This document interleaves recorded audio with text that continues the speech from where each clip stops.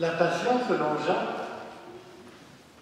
elle nous a fait entendre plusieurs voix. Des voix de personnes qui ont été actives dans le procès de Jésus, le juste. Des voix qui s'interrogent, qui se déplacent, qui ont peur, qui attaquent, qui hésitent, qui regardent, qui prennent position. Entre autres, les voix de Judas, de Pierre, de Pilate, de la mère. Et à la fin, nous entendrons celle de Marie de Magdala et de Joseph d'Arimathie. Ces voix, elles ne sont pas extérieures au récit, comme si elles se contentaient de raconter, elles y participent personnellement de l'intérieur. Et ces voix, ce sont aussi les nôtres. Elles sont toutes emmêlées en nous, de Pilate à Judas, en passant par la mère, Pierre, tant d'autres, emmêlées en nous et autour de nous. Car devant Jésus, le juste humilié, nous hésitons, nous contemplons, nous renions, nous nous interrogeons, comme Pilate. D'où es-tu? Es-tu le Messie? Qu'est-ce que la vérité? Ainsi, nous nous déplaçons dans nos territoires intérieurs et parfois nous traversons des frontières, celles de la loyauté, où nous nous enfuyons dans nos périphéries, où nous osons nous approcher au pied de la croix. Devant cet événement choc de Jésus arrêté, crucifié, il n'est pas facile de comprendre, de saisir quel est le sens de ce drame et en quoi il nous concerne. Pour les premiers disciples de Jésus et pour les premières communautés, une clé essentielle, elle est donnée dans une autre voie, très ancienne, la voie des Écritures. Un accomplissement advient, celui des paroles mêmes de Jésus, des psaumes, des prophètes, comme ce soir, une voix nous le rappelle, la voix des Écritures. Et plus particulièrement, pour saisir, mais qui est Jésus aux yeux du Dieu vivant, la voix d'Isaïe nous a parlé. Elle nous a parlé du serviteur, le serviteur souffrant. Qui est Jésus? Qu'est-ce qui advient dans ce drame? Isaïe donne les clés. Il est le serviteur qui donne sa vie. Il est l'agneau pascal. Quand la foule criait « Crucifie-le » vers midi, c'est à l'heure où au temple on immolait l'agneau pascal pour préparer la Pâque. Il est l'Adam nouveau, fils d'Adam. Voici l'homme, a dit Pilate. Et celui qui est transpercé, qui est dépouillé jusqu'à la mort, méprisé par les hommes, Dieu l'a exalté. Enterré, comme nous l'entendrons tantôt, avec les malfaiteurs, avec les enrichis, il n'a pourtant commis aucune injustice. Et c'est lui qui intercède pour les malfaiteurs. Paradoxe, ultime paradoxe, le mystère de la foi. Isaïe, sa voix nous dit « Regardez autrement ».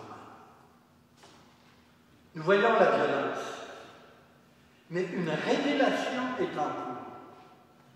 Révélation à travers le serviteur du visage même de notre Dieu. Et puis, il y a une autre voix bien importante, la voix de Jésus.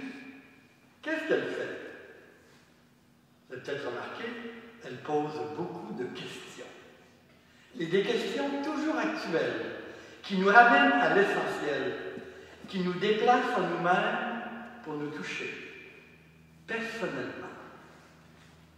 À la troupe qui vient l'arrêter dans le jardin, 2 fois il dit « Qui cherchez-vous » Qui cherchons-nous? Il demandera aussi la même question à Marie de Magdala dans un autre jardin au matin de la résurrection. Au grand prêtre, il demande « Pourquoi m'interroges-tu? Quel est le sens, grand prêtre, de ce que tu fais? » Au soldat qui le gifle. « Soldat, pourquoi me frappes-tu? Qu'est-ce que tu es en train de faire? Pourquoi? » À Pilate, est-ce que tu dis cela de toi-même ou c'est d'autres? Qui parle? Est-ce que c'est vraiment toi, Pilate, qui parle? Où es-tu? À chaque fois, Jésus renvoie les gens à eux-mêmes, à leur motivation. Il nous invite à nous déplacer au cœur de nos choix. Mais il y a aussi son silence qui s'entend. Pilate demande « D'où es-tu? » Jésus ne lui répondit pas. Il n'ouvre pas la bouche, disait-il. Jésus dit aussi « J'ai soif », comme dans le psaume 22 ou 21, selon les traductions, vous le relirez. Psaume du malheureux persécuté. Mon Dieu, pourquoi m'as-tu abandonné? Ils m'ont transpercé les mains et les pieds. J'ai soif, c'est aussi ce qu'il a dit à la Samaritaine au puits. Tout est achevé. Jésus est allé jusqu'au bout de l'amour. Et cet amour, on le voit très bien dans ce que Jésus fait, dans son action pour les autres, jusqu'à la fin de la Passion. Quand il est arrêté, il a souci de ses disciples. Laissez-les s'en aller. Il les protège. C'est vraiment le bon pasteur qui prend soin des siens. Et puis il y a Malchus, le serviteur, dont l'oreille droite a été tranchée. Vous savez, l'oreille droite, dans la tradition juive, c'est celle avec laquelle on écoute la parole de Dieu. Jésus lui redonne cette écoute. Avant de mourir, il a souci des siens jusqu'au bout. Il confie l'un à l'autre la mère et le disciple bien-aimé, figure de la communauté à venir, de l'Église et des croyants. Cette Église, comme nous l'entendrons tantôt, qui naîtra du sang et de l'eau. Une mort qui est une naissance. Et tout cela est raconté pour que nous aussi, nous croyons. C'est ce que nous entendrons vers la fin. Jean, l'évangéliste, nous a inclus dans son récit. Celui qui a vu en témoignage pour que vous aussi, vous croyiez. Quel est ce vous surprenant qui apparaît dans le récit? Ce sont les lecteurs de l'évangile de Jean, les auditeurs. Ils sont là. Nous sommes là.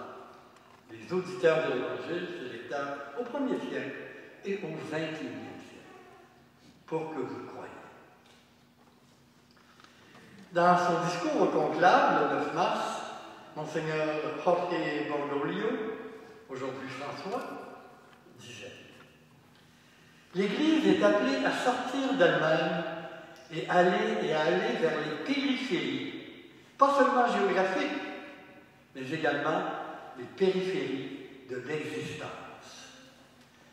Celle du mystère du péché, de la souffrance, de l'injustice, celle de l'ignorance et de l'absence de foi, celle de la pensée, celle de toutes les formes de misère. Nous allons maintenant porter dans notre prière toute l'Église, tous les centres et les périphéries de notre monde.